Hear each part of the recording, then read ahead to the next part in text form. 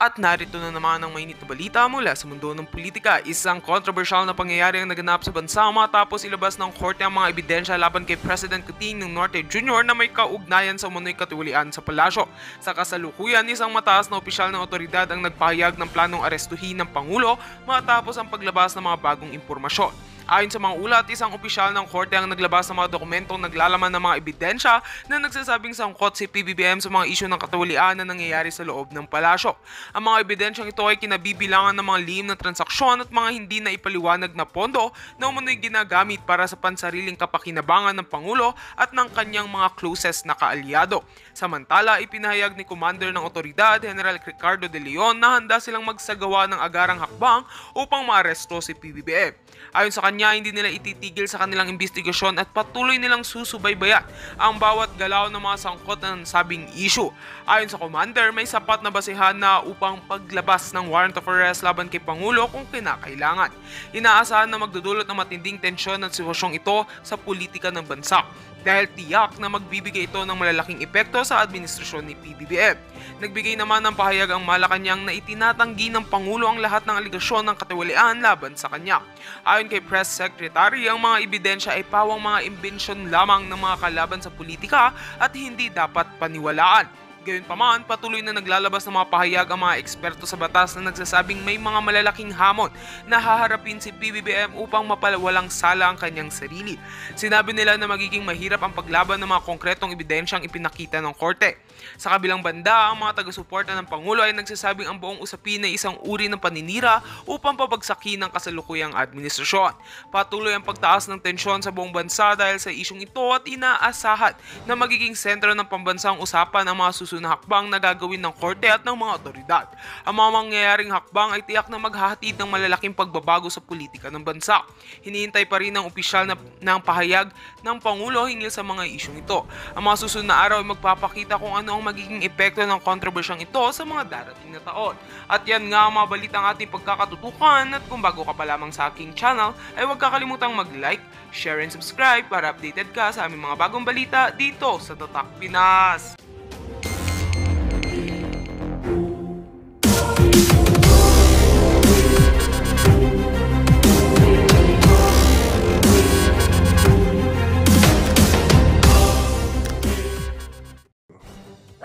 Talagang gigil na gigil. Oh. Pero,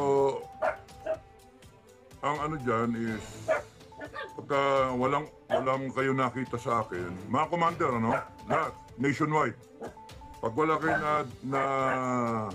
na dinig sa akin, walang hudyat, the mere fact na makita nyo ko, yun yung hudyat. Ang sa akin na magiging hudyat ay yung Duterte. Okay. Sabi nyo, neutral tayo. Sabi nyo, neutral. Kaya kailangan neutral. Eh, puti kasi neutral ka, tignan nyo AFP, neutral. AFP, neutral. Okay. Pati AFP, sasabunin ko. Sorry mga AFP sasabunin ko kayo. Okay. Yung statement ni Inday, minura-mura ang presidente, minura-murang tapos gigil na yung tao. Utangin na ninyo kayo, PBM. Manggagamit ka talaga gago ka Gago ka talaga Oh, presidente ng Pilipinas, gago ka Tarantado ka napakawalang niya mo Sa totoo lang. Sa mga maka-BBM, sorry pero gago talaga yung BBM na yan Kita ninyo ang dami problema ng Pilipinas. Hindi siya nagpapakita. Biglang minura siya ni Inday. Biglang lumabas ang gago. Tapos sabi niya, hindi niya papalakpasin yan. Utangin na ka, gago. Hindi mo palalakpasin. Tarantado ka pala Ikaw nga ang dahilan ng lahat ng ito Mapadrug test ka na muna, gago. Padrug test ka, gago. Nayupa ka. Tangina mo, kaya nagkakaganito yung bansa dahil sa iyo Binoto ka namin. Pagmamalaki mo pa yung boto mo, gago. Tangina mo, mahalaga yung boto mo. Paano yung boto ng isa?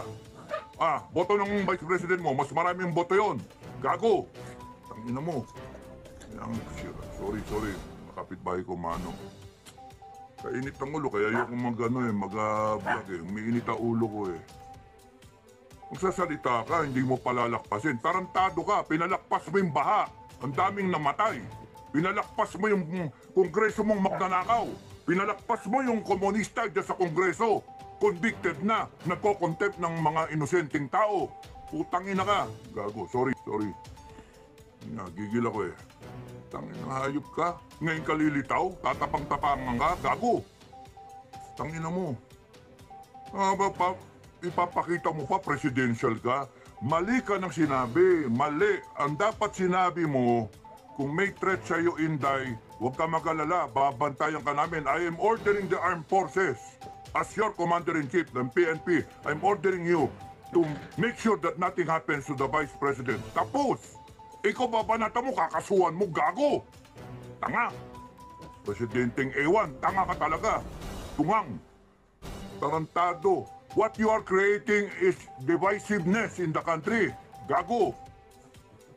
You are placing the country in the verge of civil war. Gago! Ina mo. Tanga. Tangina nyo. Hayop kayo. Kayong mga nasa kongreso, isa pa kayo. Gago kayo. Okay. Sasamahin kayo lahat sa akin eh.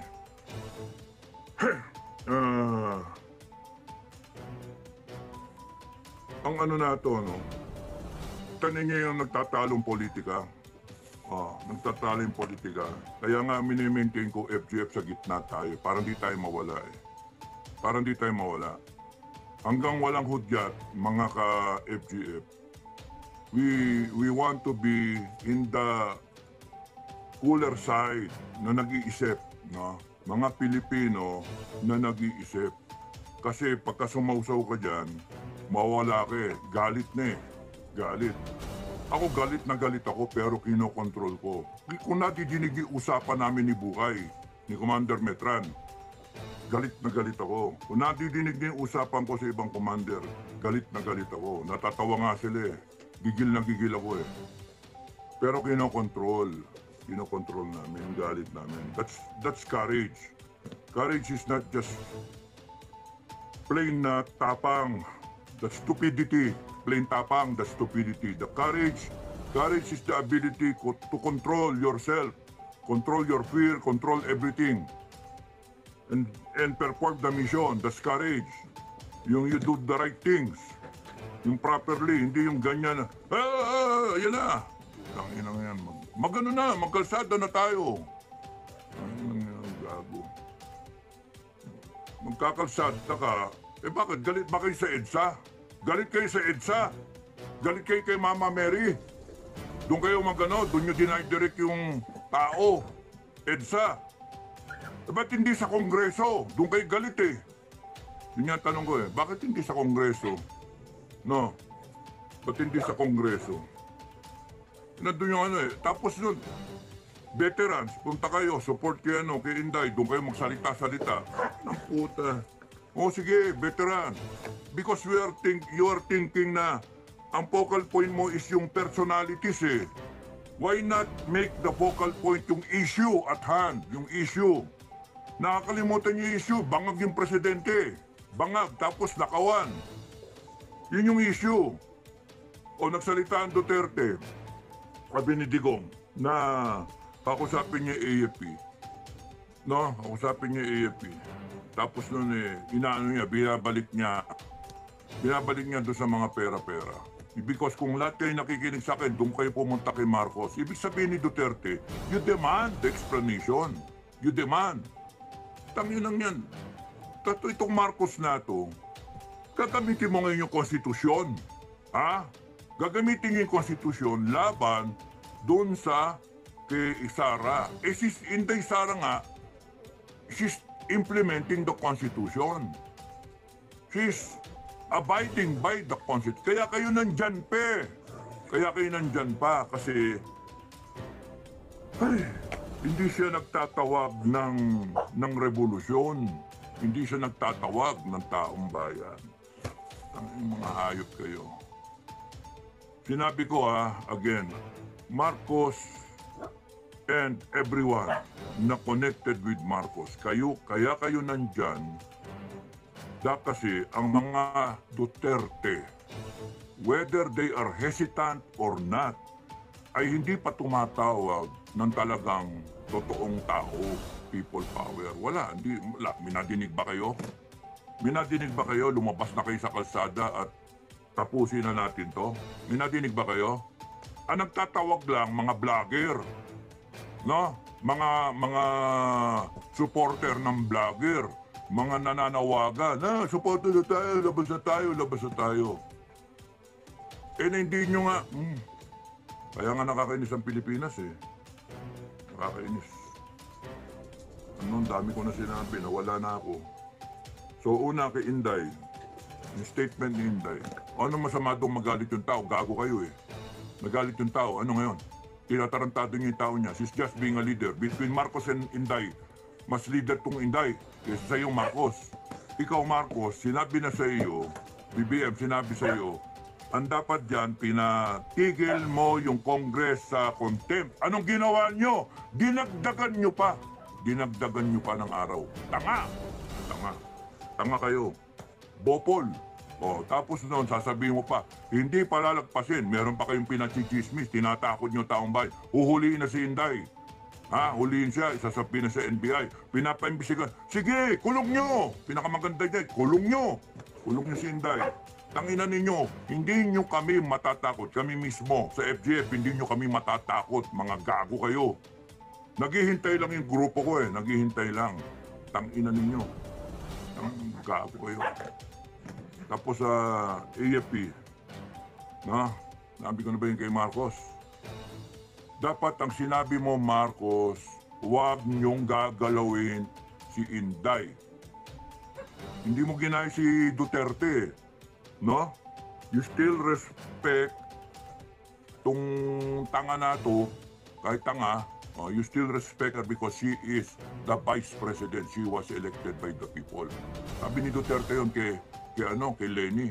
Ikaw, babanatan mo ng hindi pwede kung kaya nilang i-threaten ng isang presidente, how much more ang malit na Pilipino. Gago! Kung kaya nilang nakawan ng ninanakawan nila yung wala talaga yung reasoning mo eh. Bobo ka talaga eh. Pangag ka eh. Binabasa mo pa eh. Hindi galing sa puso eh. Binabasa mo eh. Tarantado. Saan ka nakakita? Alam mo, binaboy mo yung Office of the President eh. Hindi ganyan ang tingin ko sa Office of the President. Putaragis ka, hayop ka. Pati kayo, Kongreso, binaboy nyo yung Kongres, hayop kayo, kontem kayo, yayabang ninyo. Mga bopol naman kayo, mga tanga. Mga hayok na hayok kayo sa kapangyarihan eh. Okay, ang issue mga kababayan, ang issue, ang presidente ninyo nagdodroga. Yun ang issue. Tapos, nagnanakaw ang Kongreso ninyo. Yung mga politiko ninyo, nagnanakaw, kanya-kanyang nakawan. Tapos nun, ang pag-asa nila na mawala sa pwesto, ang pag-asa ng kababayan na mawala sila sa pwesto ay si Inday Duterte. Si Inday Duterte, tangina ninyo. No? Kaya kinakailangan nilang pigain si Sara Inday. Ngayon yung ginawa ni Inday, nagsalita. No? Is she a threat to national security? Of course not. Utangin na sino nag-a-advise dyan sa presidente national threat, no? Ang threat to national security is a president na nagdodroga. That is a threat to national security. Corruption is a threat to national security. Corruption, a threat to national security. Kasi pagka nagnanakaw ka, hindi umaabot sa mga kababayan natin ang dapat na serbisyo. Hindi nabibili ng armed forces yung kanyang dapat bilhin na equipment. Therefore, mahina yung armed forces. Kaya threat to national security. Hindi nagagawa ng gobyerno yung dapat niyang gawin in terms of services, in terms of delivery ng mga dapat basic needs. Yung food security natin, import tayo ng import. Therefore, yung pagnanakaw ng Congress is a threat to national security. Yung droga na yan is a threat to national security. Mga hinayo pa kayo? Congress is a threat to national security. Yung ginagawa niyan, nandyan yung NPA. That is a threat to national security. Bopol, kayong lahat. Ninyo, tapos pipilit nyo, Inday is a threat to national security. No, Inday is a threat to your political ambition. Mga gago. Tanginan nyo, gagaguhin yung taong bayan. Inday Sara Duterte is a threat to your political ambition. Is a threat to your activities of corruption. Tanginan nyo. And we will polarize. para kay Inday. Maggago kayo. Gago talaga kayo. Gigil na gigil ako eh. Okay. She is not a threat to national security, mga kababayan. Tandaan nyo yan. She is the hope of this country. He is the hope of this country. Tandaan nyo yan. At doon kami tayo. Wag na wag nyong sasaktan yan. Wag na wag nyong sasaktan yan. Kasi papatayin namin kayo lahat. Uubusin namin kayo. Yan ang threat sa presidente. Utangin nyo lahat. Subukin nyo kami ngayon. Gago kayo. Tanginan ninyo. The only reason kaya kayo nandyan is because yung taong bayan tanga. Hindi kumikilos. Hindi the people of the Philippines cannot get their acts together. The people of the Philippines do not know their power. All power emanates from the Filipino people. All power. Tanginan nyo. All authority comes from the Filipino people. Tapos ganyan kayo?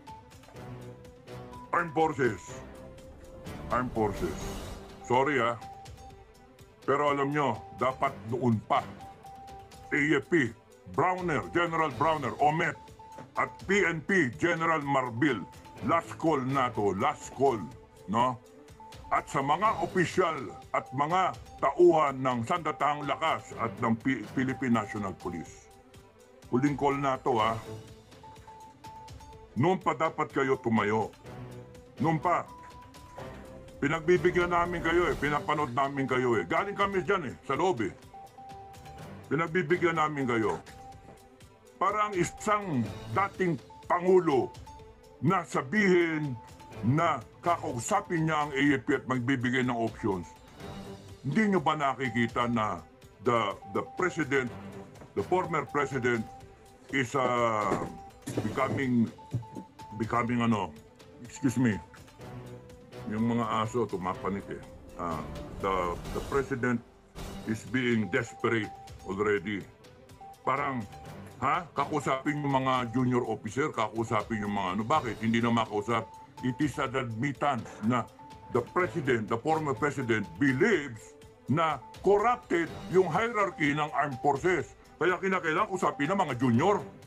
Utang ina. AFP last call, PNP last call. Every day na hindi kayo tumatayo para sa taong bayan.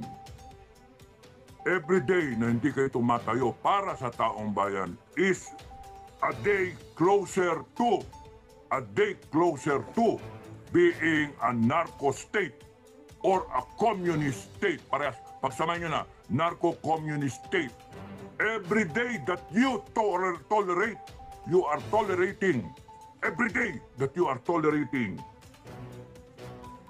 this wrongdoing in government, you are tolerating a president who is taking drugs. You are tolerating an addict president. You are tolerating a Congress na nagnanakaw, abusive of powers. You are tolerating. It means you are with them. You are not with the Filipino people. Kaya last call, armed forces. Makinig kayo sa akin. Nakaset up yung bansa natin para civil war. Kayong mga Pilipino, makinig kayo. Kayong mga madada ng mga Pilipino, makinig kayo. Putang ina, panay salita, panay yabang Hindi nyo ba naiisip na tayo magbabanggaan tayo lahat? Kaya AFP, PNP, pigilan nyo to. Pigilan nyo. Mawawalan kayo ng papel pagka hindi nyo ginawa yung papel ninyo. Ano yung papel ninyo? Papel ninyo ay you support and defend the Filipino people. You defend the Filipino people. You uphold the Constitution. Ang ginagawa nitong mga putang ng mga politikon to na di tinotolerate ninyo, they are now using the Constitution. No? Binababula, ginagago kayo, ginagawa kayong tamukyo. Utusan lang kayo They are using the Constitution to quell the resistance brewing because this resistance ang totoong Pilipino. And you are becoming an instrument of these stupid people in government because you are tolerating them. Tangina yan. And if we have to draw the line, we will draw the line. Magpatayan tayo kung gusto ninyo. But you have the power to stop this, armed forces. Because hindi kami papayag na mauwi tayo sa droga. Mauwi tayo sa nakawan ng mga putangin ng mga congressman na yan. Hindi kami papayag. We are that close already. We are that close na mag-declare kami ng revolution. Putangin na ninyo, sabihin nyo, kami, babanatan nyo kami ng rebellion. Putangin na ninyo lahat. People of the Philippines, we the sovereign Filipino people, konstitusyon ito lang kayo sa ilalim. Huwag nyo kaming gaguhin, huwag nyo kaming gabitan ng konstitusyon. Tangina ninyo. Kami may-ari ng konstitusyon. Kami ang nagpapatupad ng konstitusyon. Kung kinakailangan namin magkaroon ng court order, kami, People's Court, aarestuhin namin lahat yan. Tangina nyo, hayop kayo. Gago kayo. Armed Forces, ginagago kayo ng mga gagong politiko na yan. Ginagamit kayo. And here you are, nagre-relax kayo. And yung Duterte na mga tanda, sinasabi kakausapin niyo yung mga junior officer. What does that make of you? Kayong mga nasa itas, panay kayong mga walang bayad. Panay kayong mga bayaran. Yun ang dating eh. Namputya. Ano na nangyari sa serbisyo? Iniwanan namin niya matino. Tapos here you are, naghahanap kayo yung promotion, naghihintay. Putang ina. Dapat kayo, ang iniisip nyo, AFP, kung paano matitigil ito. Simple, doon kayo sa tama. Ano ba yung tama? Tama ba yung nakawan? Tama ba yung may droga? You get the president to take a hair follicle drug test. That's the right thing to do. Huwag nyo nang hintayin ng taong bayan ang lulusob dyan sa Malacanang. Huwag nyo nang hintayin ng taong bayan ang magpapadrug test. Magkakalasog-lasog yung presidente na yan. Punta na threat to the national security, threat to the life of the president. Tarantado! The president is the threat to the future of this country. Tangin nyo, hayop kayo. Ginagago nyo Pilipino. Nasaan na yung pera? AFP, kung nung pa kayo tumayo, mabebenta ba yung ginto? Mabebenta ba? Kung tumayo kayo, AFP. Tangin, matatransfer ba yung 89 billion nung PhilHealth? Ha? Nasaan yung yung Marley Kapan? 250 billion. Nasaan na? Tapos magagatsos ba yung budget? Hindi pa tapos ang taon, ubus na yung budget, wala nang pera. Ano gagawin natin? Tangin na mo. Kago. Ang presidente yan. O tapos magtatapang-tapangan ka ngayon, BBM. Ay, nako. At kayo mga kababayan, panay dakdak, ganyan. Tapos maninira pa yung iba dyan, mga DDS. Yung mga troll, putangin na nyo, hayop kayo mga troll, mamamatay kayo, sabi ko sa inyo. Pag umikot ang gulong, yari kayo.